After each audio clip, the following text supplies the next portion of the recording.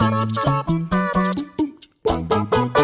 guys, what's up? It's Jules here for WhatCulture.com, and I want to talk to you today about Ant-Man, or more specifically about Ant-Man 2, or Ant-Man and the Wasp, whatever we're calling it nowadays, and its two post-credit sequences.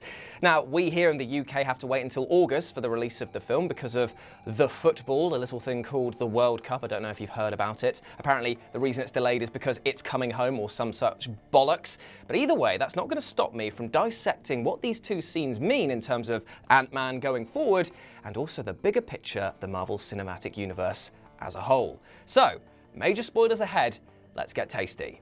So the first mid-credit sequence takes place inside the quantum realm, which basically shows Scott trying to harvest quantum energy to bring back and help the villain slash misunderstood person, ghost slash Ava. There's a lot of slashes going on here because she kept basically phasing in and out of reality, which is a bit of a problem if you're, say, trying to brush your teeth or hold a hot drink. So this scene basically shows him inside there collecting this energy, while Hank, Hope, and Janet are on the other side, basically just having a back and forth, cheeky bit of banter.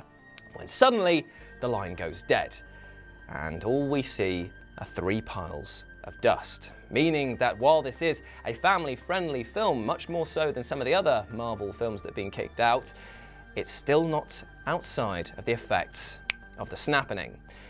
And we have a big problem, because Scott is now technically trapped inside the quantum realm, which, as we basically see throughout this film, is a big no-no. I mean, not only are we now another 3 heroes down, but this is quite a worrying prospect for Scott. However, it does raise some quite interesting questions. Does this mean that the quantum realm is actually outside of the effects of Thanos' snap? Or was it just the case that Scott just happened to be one of the lucky ones? Also, we don't find out what happens to his daughter, and also we know that in the quantum realm, time moves in a very, very bizarre fashion, which could explain why Avengers 4 is going to be set in a massive time jump after Avengers Infinity War. It's also supported by the fact that Cassie is going to be played by an older actress who actually wants to be a hero herself, so may be her thread in Avengers 4 of her going back to rescue her father. Whether this means that we'll see Paul Rudd again in the role, or whether we'll get a different version, is still unclear. But there is an interesting facet. If he's going to be there for that long, what can he learn from there? Maybe the quantum realm will have a massive pull on the effects of Avengers 4 and films going forward. I mean, if we're being honest, time is a bit higgledy-piggledy-fudgy-wudgy, so that means that effectively we could technically use some time travel to go back in time and stop it from ever happening. Or maybe he could just be lost and just grow a really cool epic old man beard. Them's the two options really, no in between. And even this is supported a little bit as well by Captain Marvel, because Janet actually tells Scott that there's some sort of weird time storm that's inside the quantum realm, and apparently that's also going to play a part in Captain Marvel as well.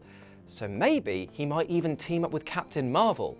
There's a lot of balls in the air, man, and I love balls. Wait.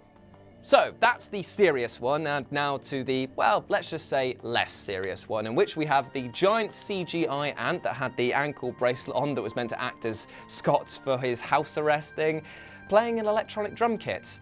It's as bizarre as it sounds, and is actually visually one of the funniest things I've seen in a Marvel movie for quite a while. That being said, as the drum is being played by this giant ant, you hear these sirens going off in the background, indicating that the snapping has happening. Guys, that the snap has happened. And therefore, even though you've got this moment of pure comedy brilliance, you're actually reminded everywhere that there's a lot of chaos going on and a lot of damage to be cleaned up in the future films. More importantly though, in this jokey credit sequence is the line that says, "Ant-Man and the Wasp will return." Now that's an interesting one, seeing as we've just seen Hope get disintegrated. So, how? Well, that's the beauty of Marvel, is it makes us ask the questions that they only have the answers to.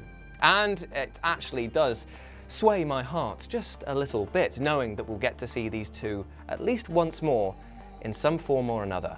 So there we go, those were the 2 post-credit sequences of Ant-Man 2 Explained. Let me know what you thought about them down in the comments section below, but before you go, maybe you'd like to check out something else I've done on the gaming channel, 10 video games that kill you within the first 10 seconds. Sounds pretty spicy, right? Or maybe you'd want to go over to That Film Theory and check out how the predator kills its prey and the significance of each. As always, I've been Jules, you've been awesome, and I'll speak to you soon. Bye!